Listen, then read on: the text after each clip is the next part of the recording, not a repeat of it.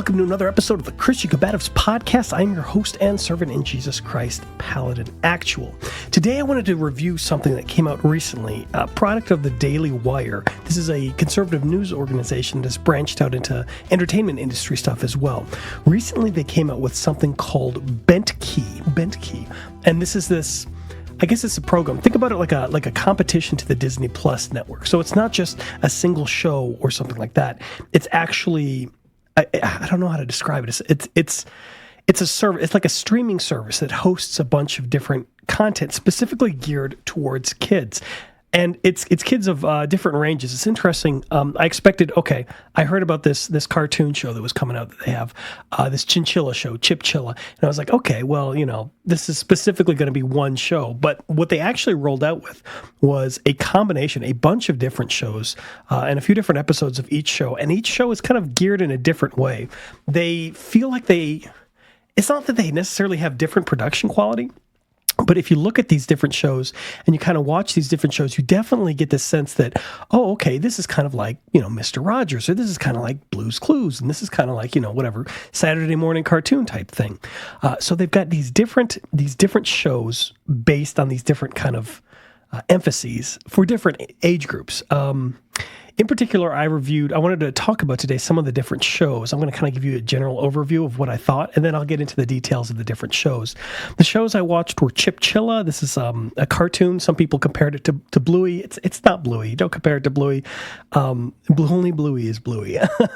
Chilla, it's a cute little cartoon for kids. There's A Wonderful Day with Mabel McKay, which is this cutesy sort of Blue's Clues crossover with Mr. Rogers' Neighborhood, I guess. That was kind of the vibe that I was getting from it. There's another show called Kid Explorer. I'll get into that, but I actually really liked this one. I thought this was really cool, what they did with this. There was another show, it's got puppets in it. It's called Gus Plus Us. It was kind of like a Sesame Street type vibe. And then the final show that I looked at was something called Kid Fit Go. Now, this was really interesting. It was like a fitness program. Like if you've ever seen these fitness DVDs or whatever, where you got the guys exercising, come on, just 30 more seconds, you can do it. Like that, but specifically geared towards kids and with very basic exercises. No, good exercises. I mean, aside from burpees are the worst, but push-ups and planks and stuff like that. So it was really interesting to see this stuff geared towards kids. Now, here's my general kind of takeaway from this, if this is all that you're going to listen to. I think it was good. I think there are good intentions.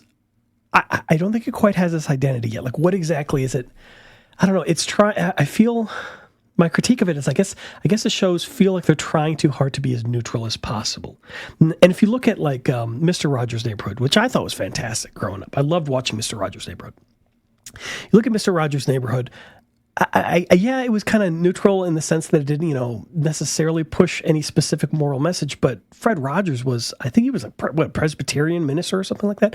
Like this guy was like a youth pastor. Like there was definitely Christian identity behind what was being taught. So he would actually teach things about getting along with one another and stuff like that. And you could definitely see this shine through, particularly once the show kind of found its stride.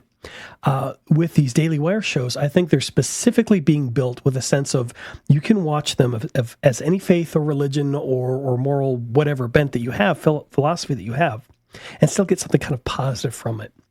The other kind of sense that I got was that a couple, at least some of these shows were meant as kind of time wasters for kids. And you're like, okay, well, that sounds negative. Well, no, this is what you're doing when you plunk your kid down in front of Coco Malone or, Kid Einstein or whatever. Like this is what a lot of parents do. They just, they need to do laundry, so they need their hands free, so they can't be holding their kids. So they sit their kids down in front of something colorful and obnoxious. And this is what some of the shows do. They actually fill this niche. And I think that this in particular, as much as I hate it, and I'm going to say I hate it right now because I hate the idea of just kind of pumping in dumb puppet cartoon nonsense into like kids' brains. I think it makes them stupider.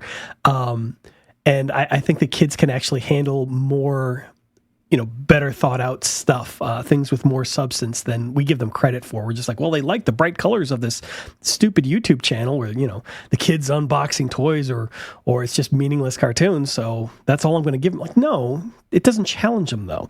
So that's my primary critique. But I also think I also think that this is also the primary strength. Some of these shows, or some of the aspects of these shows that I watch that were produced, and there's other shows on the Bentkey channel as well. There was like Ernest and Celestine, which I didn't know they made a TV show about it. I saw the movie and I read the book to my kids, and I think the book and the movie are adorable, and the show was like, that's okay. But I think this offers an alternative. This isn't an alternative to Bluey. This isn't an alternative to Mr. Rogers' Neighborhood. This is an alternative to the kind of media where you don't expect the kids to get anything out of it except for hold their attention for a while. And if you've got any sort of familiarity with the internet, you'll know that if you plunk your kids down in front of YouTube, or you give them a tablet or iPad or whatever, and you just kind of open up kids' YouTube for them, within 3 or 4 shows or whatever they're watching, all of a sudden, they're starting to watch some really questionable mass-produced content from other countries. It's just like, I don't really know that I'm comfortable with these, Spider-Man Elsa interactions or whatever. Like, there's some weird stuff out there that just kind of, like, I don't know, it does not feel right. Even if it's not explicitly bad, like, it just feels gross, this content that's produced for kids on YouTube. And inevitably, if you let your kids just watch YouTube without supervision, without you explicitly picking every single video that they watch, every single one, I'm not even talking about like just put them in a playlist. I'm saying like you literally have to pick every single thing that your kid is watching. YouTube will just throw this stuff in there. It will throw these like random garbage things in there, and you have to be absolutely aware of it and terrified of it, because there's some nasty stuff out there, and YouTube wants your kids to watch it. So if your concern is that, or if your concern is, let's say your kids are watching the Disney Channel, you plunk them down in front of the Disney Channel, well, and they're watching something good. And then, whatever show they're watching. Again, I'm going to use Bluey because I love this Bluey show.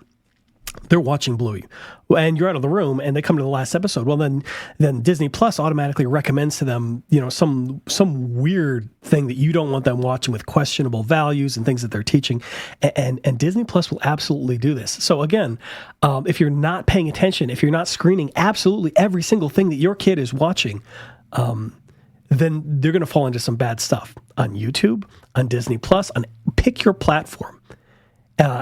And this is an alternative. This is an alternative for those parents who don't have time to, and this is a lot of parents who don't have time to screen everything that their kids are going to watch beforehand.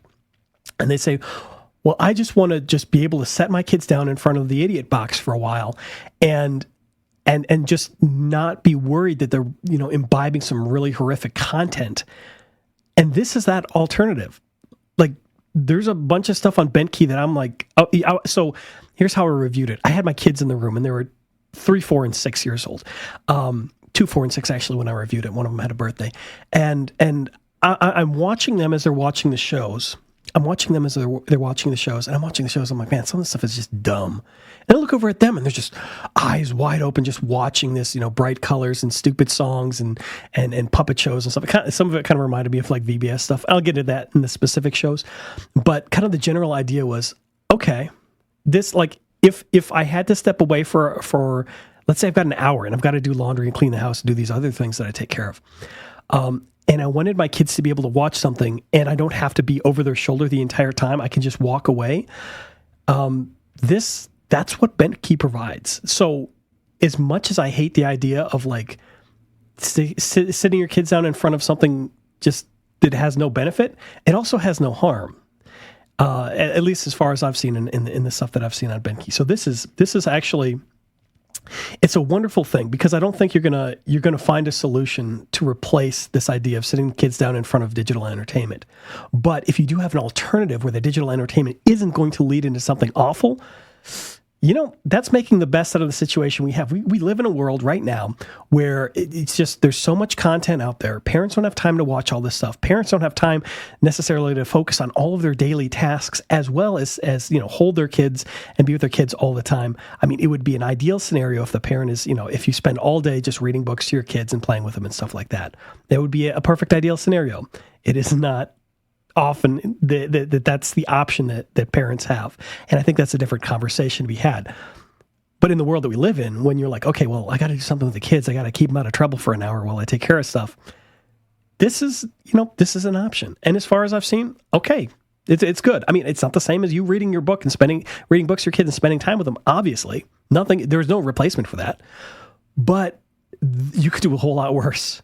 At least in this case, they're not being harmed. And potentially, again, looking at some of these shows, potentially they may actually learn something from some of these shows.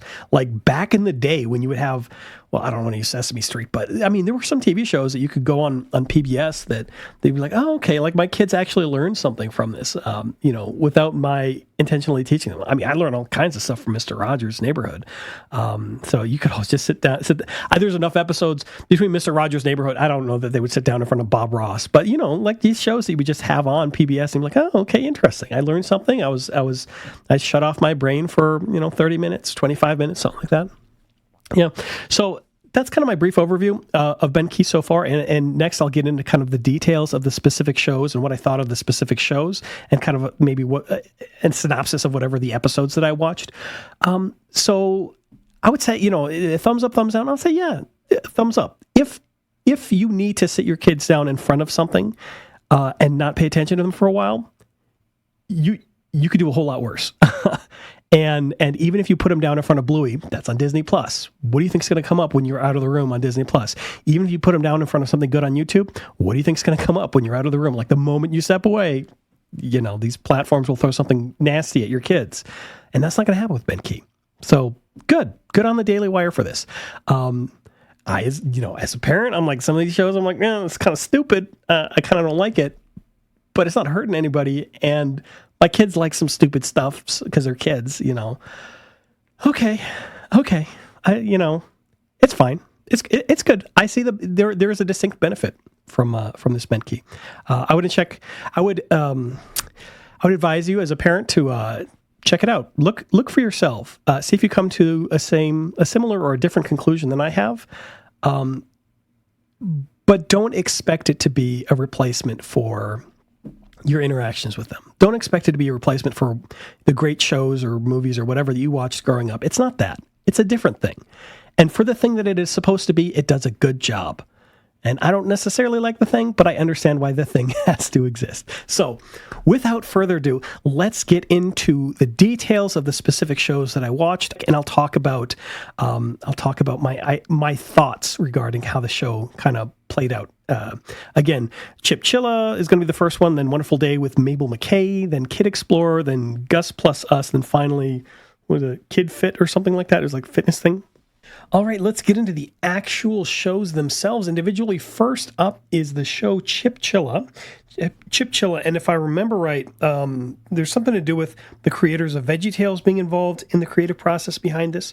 I think I was reading, there was somebody posted something online, and Jeremy Boring, one of the owners of Dailywire, responded to it, and somebody said that Bluey, that Chip Chilla was trying too hard to be a conservative version of Bluey, and I think Jeremy Boring said something along the lines of, there already is a conservative version of Bluey, it's called Bluey, and I get the comparison. I get the comparison, not because the art style is the same, not because of the animation style is the same, not because the characters are the same. None of those are the same. It's just that the family is I don't know, they get along, which is a really weird thing to see in TV. I mean, ever since Homer Simpson and I don't know what show would have kicked this off. Married with Children. This idea of this bumbling idiot dad and mom has to fix everything. Marge Simpson has to undo everything, or Lois Griffin has to undo everything Peter Griffin does, or with maybe the exception of King of the Hill. That was one of the weird outliers where Hank was oddly somewhat competent. But most shows on TV, when they depict a family, the family doesn't get along. There's always these snarky comments about each other, and that's mom's cooking, or dad's such an idiot, he just doesn't get it. And like these comments that really, they're played off as a joke, but they really undermine the relationship between the characters in the family. And when a show like Bluey comes along, where it looks like the dad enjoys interacting with his kids, enjoys interacting with his wife, it looks like a loving family, and it stands out. It's weird and enjoyable in a way that many other shows aren't, because they don't have that element of, hey, look, these people actually love each other. I mean, granted, they're cartoon dogs in Australia, but when that is so rare, and then a show like Chilla comes around, and you're like, hey, look, the mom and dad get along, and all the little kid chinchillas get along with each, well, not perfectly with each other, but respect their parents and stuff like that, and the parents love them. then obviously people are going to draw these comparisons and say, look, there's only one other show on TV right now that has a cohesive family unit and is a cartoon, and it's called Bluey. Well, yeah, that's really the only connection between the two shows. They're really not that related. The characters, I don't know. I think my oldest boy didn't like the characters because he said they were too cute. And then I said, "What did you think about Bluey and Bingo or whatever?" "Oh, they're not cute. They're cool." I say, "Oh, okay." So he didn't like the characters because they were too cute. But the rest, I mean, he's trying to be a tough boy. The rest of my children, they seem to really like the characters. The characters were fairly cute. They're fairly well designed. In the show, there wasn't really anything objectionable. It wasn't as grounded as a show like Bluey, where there's not really, I don't know. Like, for example, the episode I watched, like the parents went in the backyard with the kids and they built a moon landing capsule or something for the kids to be in. It was a little bit more whimsical. It was a little bit more, well, that probably wouldn't happen type thing. Whereas in Bluey, maybe they built like a pillow fort or something. But still, okay, it's different, but it's, I guess it's fun for what it is. It's bright, it's loud, it's fun. It's a little bit annoying, but it's not objectionable. It teaches a couple of general lessons. It talks about, for example, the episode I watched talked about who landed on the moon, the 3 people who landed on the moon. My kids liked it in general. My son, of course, he thought the characters were too cute. But aside from that, I mean, again, if you're looking at this as an alternative to letting kids watch stupid stuff on YouTube or Disney Channel, yeah, it works. It works just great. It's mildly educational. It's somewhat entertaining. It's specifically designed for kids. It's not one of these shows, I don't think, where the parent would sit in the room and watch it with the kids. But it's one of the shows where you're like, okay, my kid likes this dumb show, like Paw Patrol. But Paw Patrol has a bunch of nonsense political stuff that's kind of coming into it now. But it's one of those shows where you're like, oh, my kid's watching this dumb show, Mickey Mouse Clubhouse or whatever. I don't want to watch it, but they seem to enjoy it. That sort of thing. That's what this show kind of strikes me as. This kind of show that you would let your kids watch, but probably not get too invested in yourself. Anyways, that's Chilla. It's about a family of chinchillas that have adventures and learn lessons and love each other and stuff like that. The next show we watched was called Wonderful Day with Mabel McKay. Wonderful Day with Mabel McKay. And my first thought watching the show is it looked like, I don't know, like one of these Blue's Clues, Pee-wee's Playhouse kind of, everything is this really exaggerated, cartoony, sort of obvious. It's obviously not a real house. It's obviously a stage kind of representation of a house. And, I mean, that's intentional. It's kind of got that feeling to it. It didn't, I don't know, part of it actually felt a little bit like Mr. Rogers' Neighborhood, but more sort of colorful and weird. So you've got this main character, and this is a show that for the most part seems to be live action. Now there are some segments where they went to like Imagination Land or whatever, and it was kind of illustrated at that point. But for the most part, it's live action. You've got like a puppet dog or whatever, and this lady Mabel McKay, and they live in some house, and I don't know. They learn stuff and talk about stuff and whatever. The episode I watched, it was about being creative. Like that was the theme of the episode. It was encouraging kids to be creative, just try building stuff. It was, I guess, lightly entertaining for the kids, or it was lightly educational for the kids. It was very entertaining for the kids. The kids actually really liked watching this one. They liked the puppet, they liked the interaction, they liked the host of the show. It wasn't particularly educational throughout.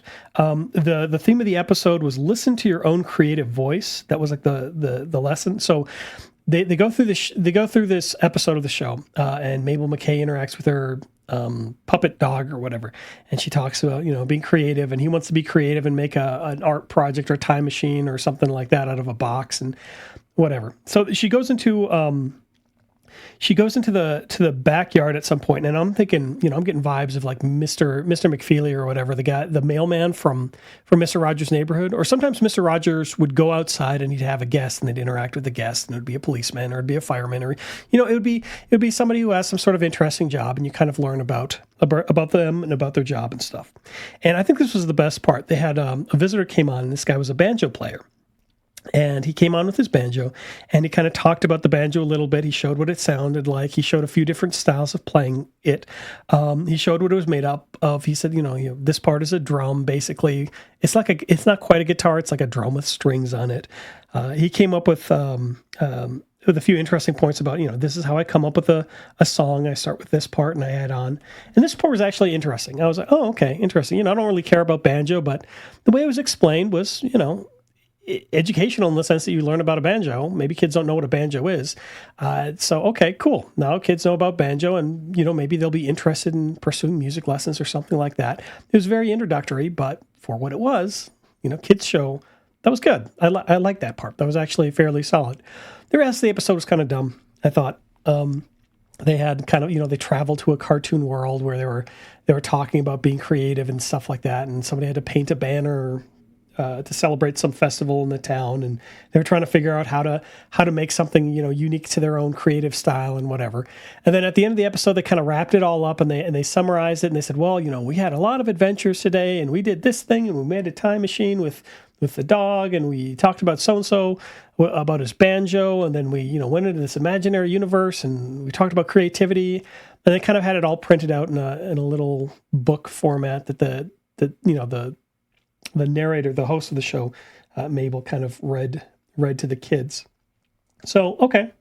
All right. I mean, it was interesting. I get what they were doing. It was fairly solidly made. I thought it was annoying, but then again, I think most kids' shows are annoying. So that's kind of par for the course. Again, this isn't a show that I would watch with the kids, but if you're thinking about like an alternative to turning on PBS and hoping that Sesame Street isn't going to be too weird today, or whatever replaced Mr. Rogers isn't going to be too weird today, it's a solid bet. Solid bet. Okay. Give it a shot. Again, I don't think you'd be particularly entertained by it, but your kids might. My kids actually really liked this. They really liked it. My son in particular liked the dog, the puppet dog or whatever, Jasper or Jethro or whatever the dog's name was.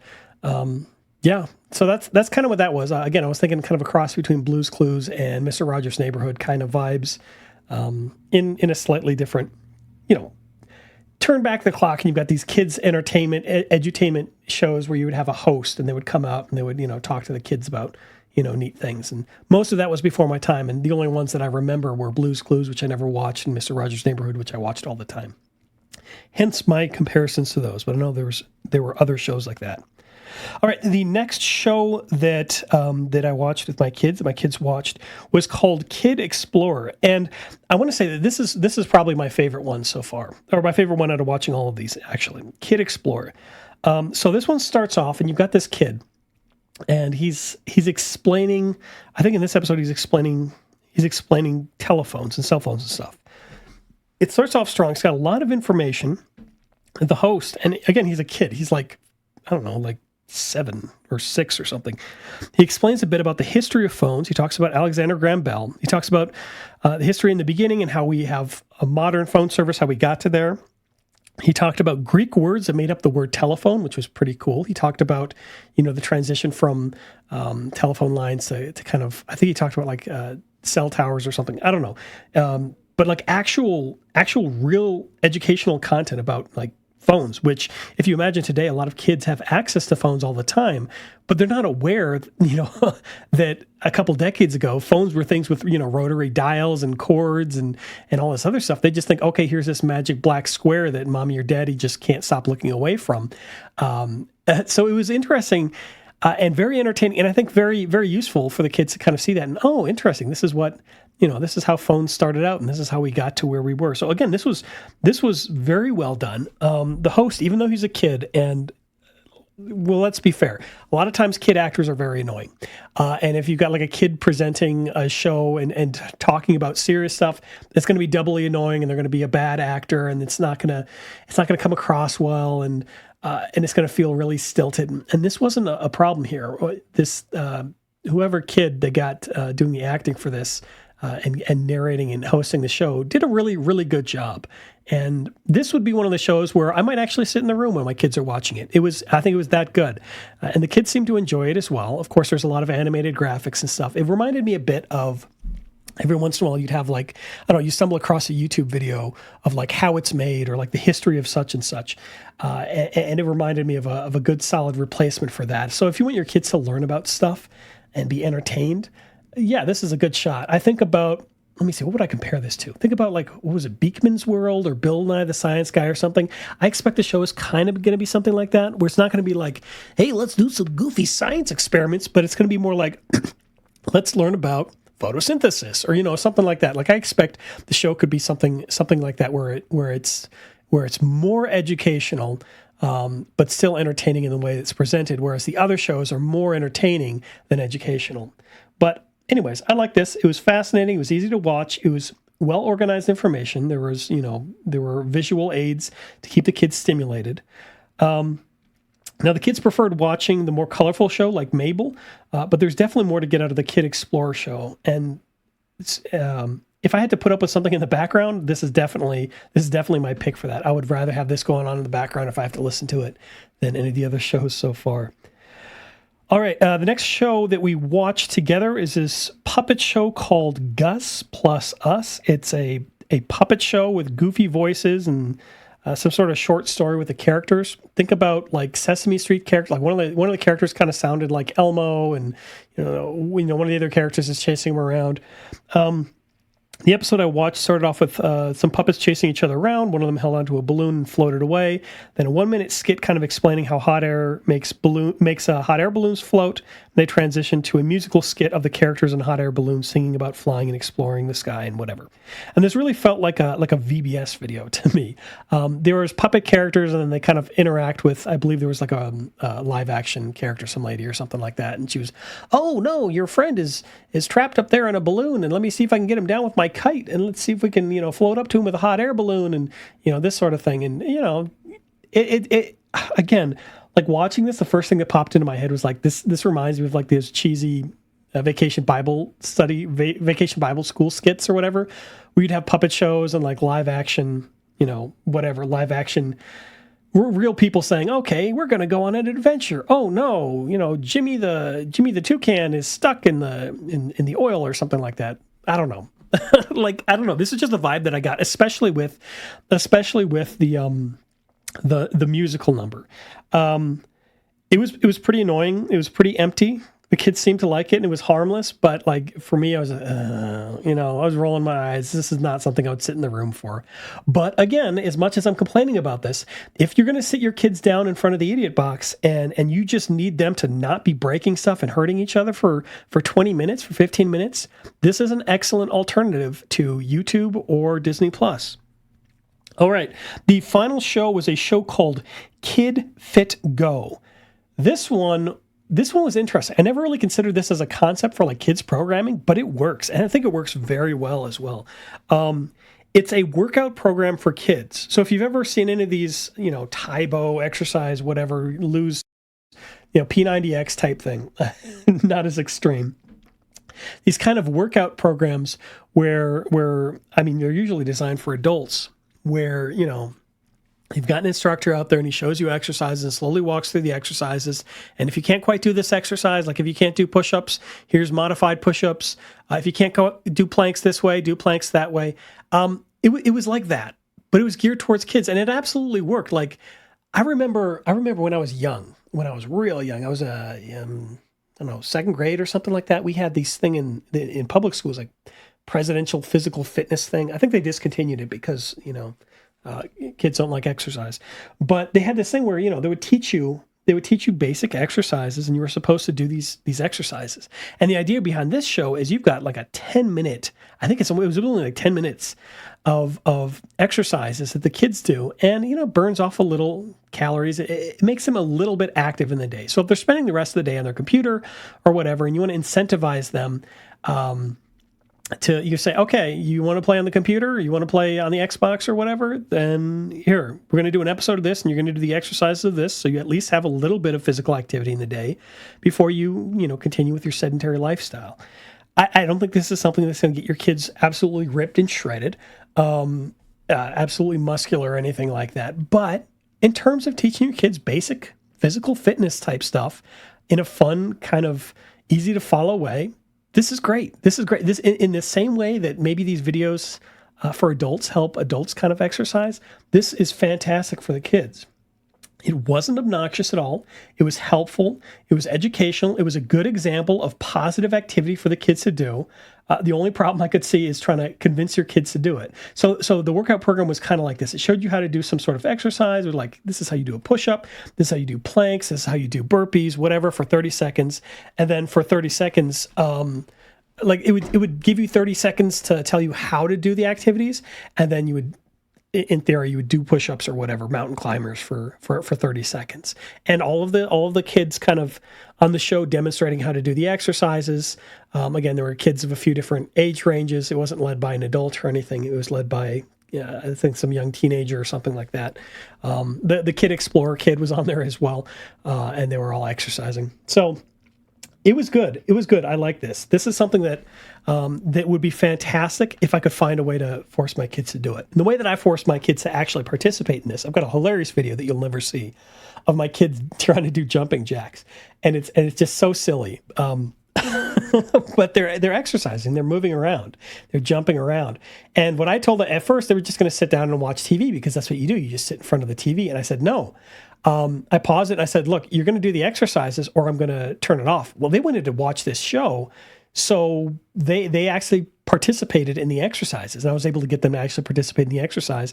And they had fun. They had fun goofing off in the exercises. They got a little bit worn out and they had fun watching the show because kids will just watch anything on TV, it turns out.